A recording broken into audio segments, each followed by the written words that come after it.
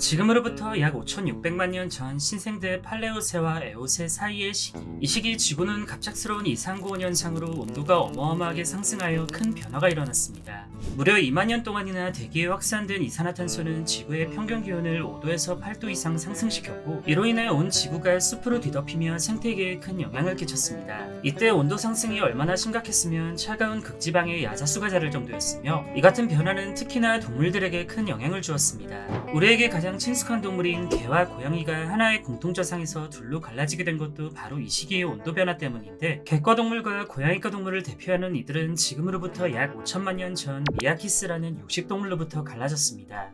이들은 살고 있던 환경에 큰 변화가 일어나자 각각 주어진 상황에 맞게 자신들의 삶을 적응해갔고, 사냥 방식 또한 환경에 맞춰 초안에 사는 녀석들은 무리지어 사냥하는 집단 사냥을, 숲에 사는 녀석들은 나무나 수풀에 숨어있다 기습하는 단독 사냥 방식을 택했습니다. 바로 여기서 우리가 아는 개과 동물과 고양이과 동물이 나뉘게 된 것입니다. 이후부턴 다 아시겠지만 개과 동물은 개와 늑대 그리고 여우 등으로, 고양이과 동물은 고양이와 사자, 호랑이 등으로 현재 우리는 구분짓고 있는데, 오늘 살펴볼 동물들은 바로 이 세 종의 개과 동물들입니다. 이미 많은 분들이 알고 계시겠지만 개와 늑대는 유전적으로 거의 동일한, 사실상 같은 종이며, 인간으로 치면 백인과 흑인 정도의 차이로 겉모습이 조금 다를 뿐 그 속은 같은 동물입니다. 야생에 사는 들개부터 집안에서 기르는 반려견까지 이들 모두 우람한 회색 늑대와 유전적으로 전혀 차이가 없으며, 이 말은 즉 얘랑은 서로 짝짓기가 가능하고 새끼를 낳는 것도 가능합니다. 개와 늑대는 지어진 학명만 봐도 하나의 같은 종이라는 것을 알 수 있는데, 일단 늑대의 학명은 카니스 루푸스라 부르고, 비슷한 개과 동물인 코요테의 학명은 카니스 라트란스라고 부릅니다. 여기서 맨 앞자리에 위치한 카니스는 생물분류 단계에서 속을 의미하고 루푸스는 종을 의미하는데, 이는 쉽게 말해 늑대는 개 속의 늑대종, 코요테는 개 속의 코요테종이라는 의미가 됩니다. 따라서 늑대와 코요테는 같은 개 속에 속하긴 하지만 종이 늑대와 코요테로 나뉘기 때문에 엄연히 다른 종으로 분류되는데, 개의 경우 학명이 카니스 루푸스 파밀리아리스로 늑대와 속, 종 모두 동일하므로 같은 종으로 분류됩니다. 물론 코요테도 늑대와 같은 개 속에 속하기 때문에 생물학적으로 번식이 가능하고, 이로 인해 코이울프라는 개체를 탄생시킬 수는 있지만, 코이울프의 경우 서로 다른 종 사이에서 태어난지라 잡종으로 분류되고, 늑대와 개 사이에서 태어난 개체인 늑대개는 사람으로 치면 인종이 다른 부모 사이에서 태어난 혼혈 정도의 느낌으로 잡종이 아닌 그냥 늑대이자 개입니다.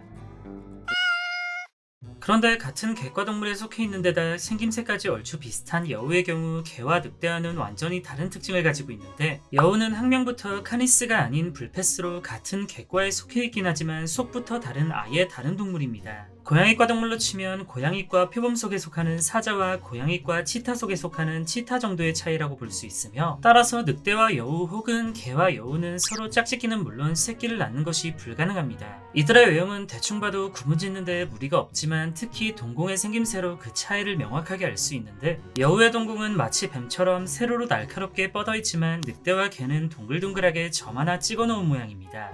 그런데 아종마다 얼추 비슷하게 생긴 여우나 늑대에 비해 개들은 품종에 따라 외형이 천차만별인 것이 조금 의문이 드실 텐데, 만약 늑대와 여우 그리고 시추를 한 장소에 두고 사람들에게 물어본다면 누구나 시추보단 여우가 더 늑대 쪽에 가깝다고 말할 것입니다. 하지만 계속 말씀드렸듯 시추든 치와와든 푸들이든 모든 개들은 늑대와 유전적으로 동일한 같은 종이며, 이들 모두 행위가 가능하다는 가정하에 늑대와 짝짓기를 한 뒤 새끼를 낳는 것이 가능합니다. 개들이 품종마다 체형과 외모가 천차만별인 건 품종이라는 의미에서 알 수 있듯 수세기에 걸친 수많은 품종 개량을 통해 이렇게 된 것인데, 만약 늑대와 시추 사이에 새끼가 생긴다면 과연 어떤 모습일지 살짝 궁금하긴 합니다.